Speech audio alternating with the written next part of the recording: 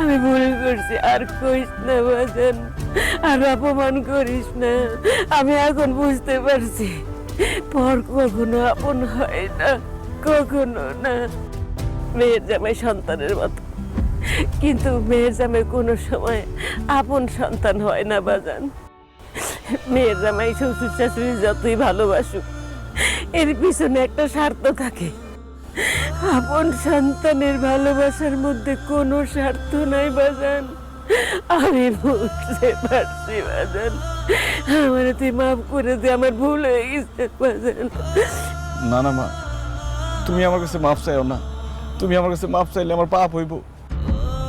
মা, তুমি আমার কথা দাও, কোনোদিন আমার ছেড়ে যাইবা না, সবসময় আমাদের সাথে থাকবা। না বাজান, কোনোদিন আমি তোর ছেড়ে যাবো না বাজান। যতদিন বাজে থাকবো আমরা তিনজন একসঙ্গে থাকবো।